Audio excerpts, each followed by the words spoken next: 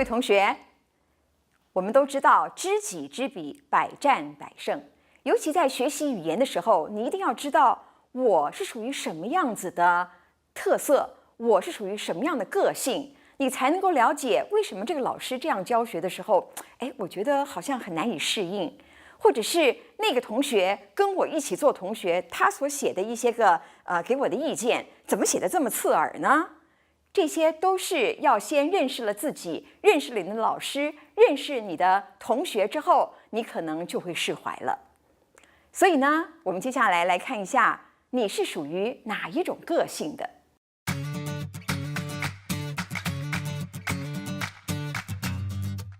Hello， 大家好，今天呢，我们就是要来认识自己。大家有没有感觉，当你今天在台上报告的时候，有时候请台下的同学给你一点回馈或反应，可是一片寂静。究竟是你自己的问题呢，还是台下的同学不给力？其实啊，我们今天就要来知道，不是你的问题，也不是他的问题，而是你看错人的问题。因为我们在台上教的时候呢，我们要选对人，我们才能得到好的回馈。今天我们就要来看看什么样的人，什么样的个性会适合你 cue 他马上给你一个反应。好，那我们就来玩一下认识自己的游戏。今天我们请到4位贵重的来宾，首先我们请4位来宾先自我介绍，由我们何老师开始。我是何老师，你们都认识的。好，再来请我们美丽的美女。大家好，我是雅蓉。好，然后请我们的大学姐。大家好，我是佩文。好，最后请我们万红丛中一点绿，今天的帅哥男士。大家好，我是思凯。好，谢谢各位。好，今天这几位来宾呢，就是要来给我们认识一下不同的性格。好，首先呢，我们有4个颜色的图钉。现在我会来讲一下我们的游戏规则。好，我们今天有4个坐标，有4个轴向哦。首先，我们第一个要看的是事情元素。好，我们把事情元素放在这边。第二个，我们有第2个元素人。做一件事情的时候，一定会有人这个因素。好，再来我们还有快速。当你做一件事情或任务的时候，你做事情是快速的呢，还是慢慢来，从容？就算时间快到了，也不怕。好，我们有这4个元素之后呢，我们现在就来讲一些例子，让各位来宾看看自己符合哪一种特性。好，第一个问题呢，我们来想想看，如果今天你有一个报告，这个报告是有 deadline 的哦，但是在 deadline 还没到来之前，你就想要赶快把这个报告做完才能心安。想要赶快做完的人，请把旗子放这边。如果是通常会慢慢的做，甚至 deadline 快要到了，你还是很从容不迫的去完成它的人，就可以把它放这边。好，来，请下旗。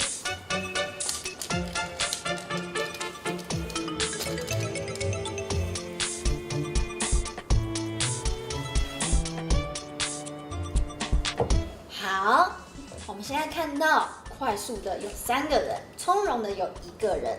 好，那我们现在来第2个问题。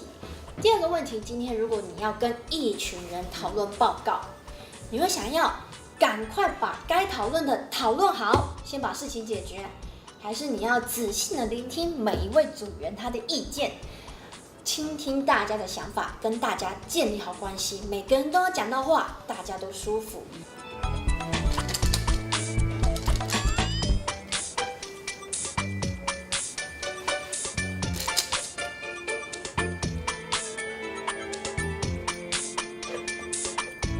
好，我们现在看到这边注重人，感觉同样有1位，注重事情同样有3位。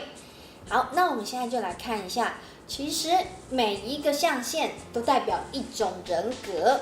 首先呢，想要快速把事情做完，这种人我们称他为任务型。好，那再来想要把事情慢慢的做完，这种人呢，我们称他为分析型。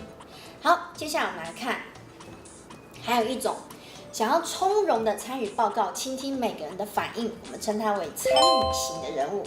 再来呢，当我们讨论报告的时候他会想要出他的点子，讲他的话，写得比较快速，但他同样会注重其他人的反应，我们称他为活力型。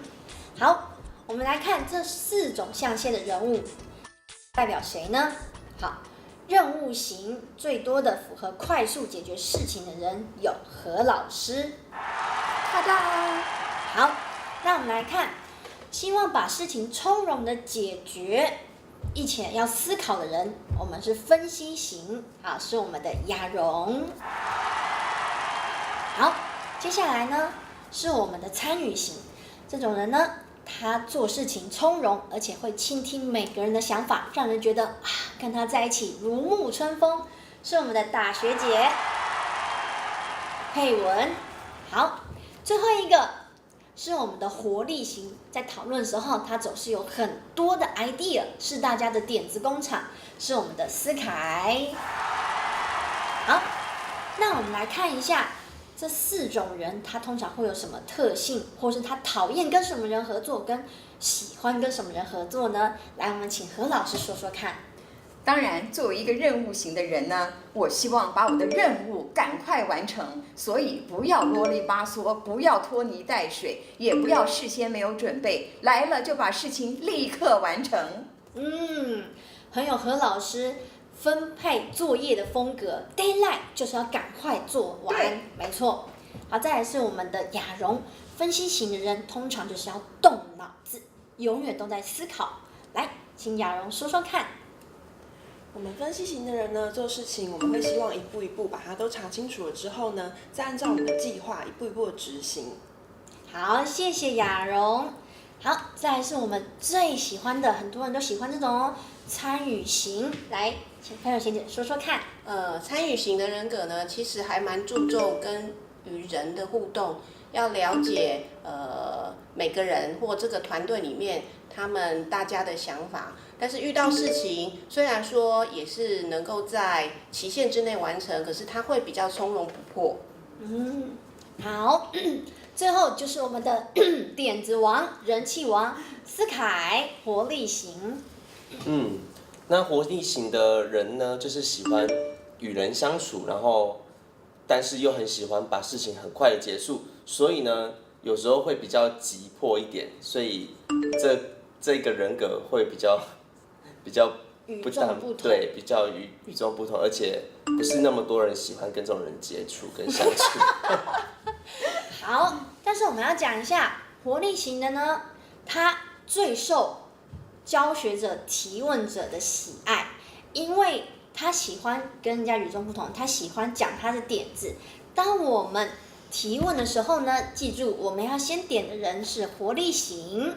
好，为什么要点活力型呢？因为他通常是气氛的炒动者，我们点他，请他讲，他绝对不会思考很久，想不出来。什么样的人需要时间给他想呢？分析型。你今天如果突然说雅蓉，请你回答，他可能会想3秒钟，再想5秒钟，那我们就以为他不想回答了，其实他还在思考，他想要怎么讲。好，那再来还有什么呢？讨论报告的时候，我们最需要这种任务型，因为他会赶快把事情做完、解决，并且达到目标。但是这种时候，有时候讲太快，没有分配到每个人心中的想法，人家就会受伤。我们就需要这种参与型的人来调试一下我们每个人的内心，让我们觉得我们跟大家都是好朋友。好，那我们现在已经认识了自己，那现在就换你思考一下自己属于哪一种特性。那请问你的个性是属于哪一型的呢？如果你是猫头鹰型的，那么很多时候你需要把你的学习的计划，譬如说老师给的课程大纲，一定要清清楚楚的写出来，怎么计分都要写得非常的详细。那而且呢，你在学习一个外语的时候，你需要很多的资讯，你不轻易的就想要发表。那如果你是老鹰型的话，你希望 just do it， 给你一个任务，让你来练习，你来做啊，要完成这些个任务。那如果你是鸽子型的，那你希望能够在这个学习过程当中，跟同学要建立起非常好的关系。如果你是云雀型的，那么你觉得有好多的可能性啊，你希望那个不要这么无聊，你希望不断的那个活动要变来变去，变来变去，而且要很多有创意的活动，你才会觉得能够继续下去。那换言之呢，如果我们用 ready、aim 跟 fire 来做例子的话，如果是一个猫头鹰，它是 ready、aim、但永远不会发射啊，它只是要准备，但是要瞄准。如果是老鹰呢，它是 fire 啊，它就不断的 just do it， 它会不断的发射，不用瞄准，也不用准备。那如果是鸽子呢，它是 ready and ready， 不断的要准备，它不瞄准，它也不发射。最后，如果是云雀，它是先 fire， 然后再瞄准，最后再 ready。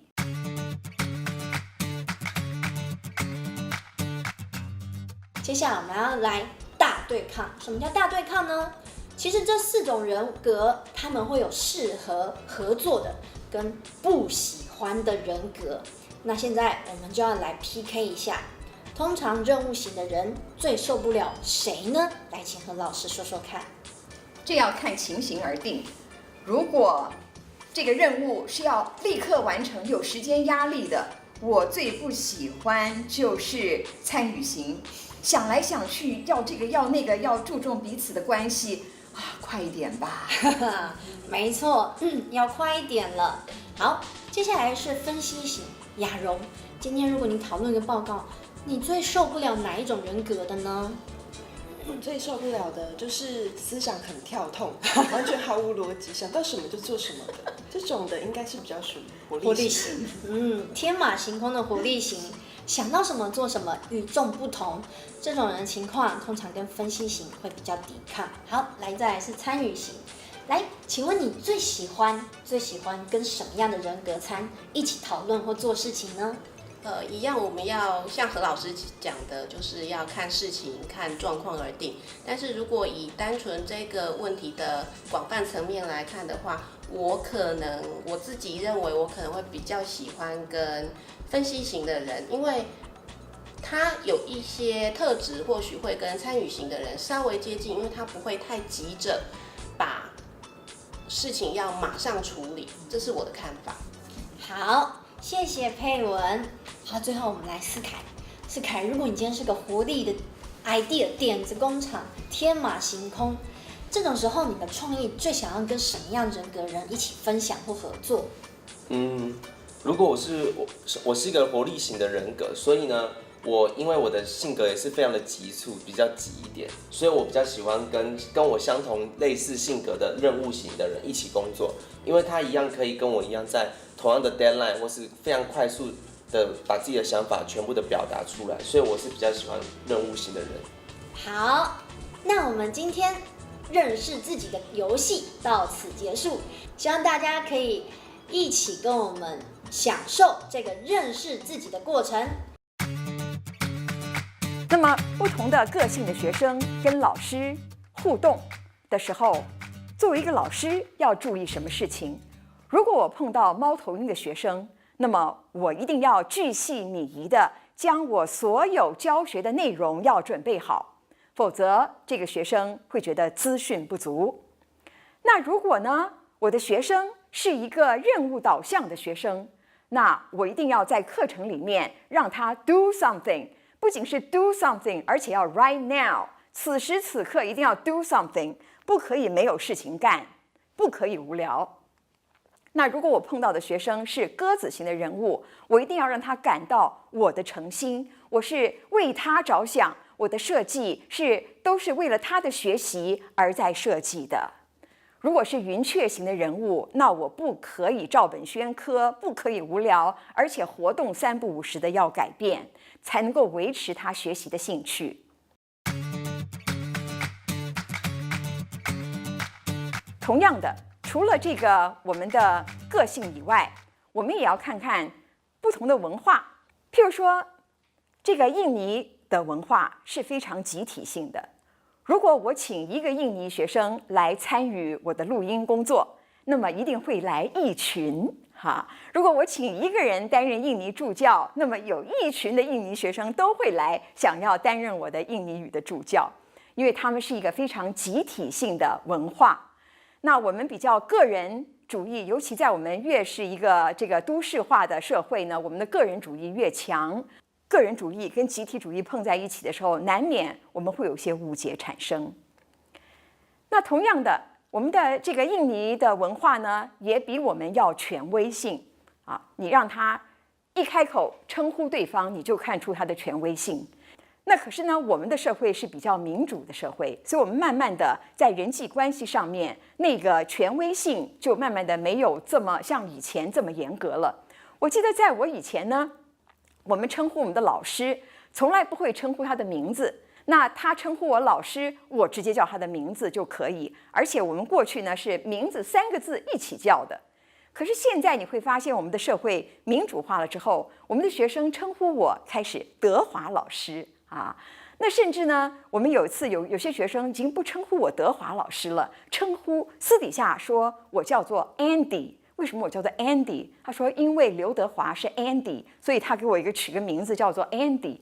这表示我们的学生在现在的社会里面啊，他的这个民主社会以后，那个权威性打破了，变得很平等，变得很亲近。下面的这3个是因人而异的。所谓守成跟创新，就是你愿不愿意冒险。那这时候要看你的个性而定。第4是关于处事或者是做人，这也是在你的文化里面，有的人个性比较善于处事啊，譬如说这个老鹰型的人物就很擅长做事，那如果是鸽子型的人物就擅长做人，所以这也是在文化里面2种都有。那么最后就是直接跟间接。那当然，各位可能会有个错误印象，是觉得英语的文化是直接的。那我们中文的文化是间接的，那你就错了。在英语的文化里面，也有间接的，也有直接的，看你对对方的要求有多高。如果你要向对方借钱，那英语的文化、中文的文化都一样，你不可能一开始就单刀直入要向别人借钱，你一定要前面有的没的说了一大堆之后才开口借钱啊。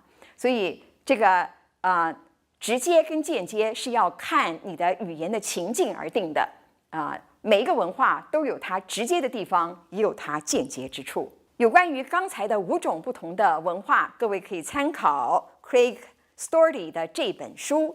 当然，我个人是觉得在每个文化里面都有它这5类里面的2种可能也都跟你的个性要搭配在一起有互动的。你的个性是属于哪一类呢？你的文化是属于哪一类的呢？它如何影响你在学习外语的时候你跟同学互动，你跟老师互动，如果发生了一些个难以沟通的情形，你就要思考一下，是不是你们的个性刚好是对立的，是不是你的文化的那2个层面刚好是对立的。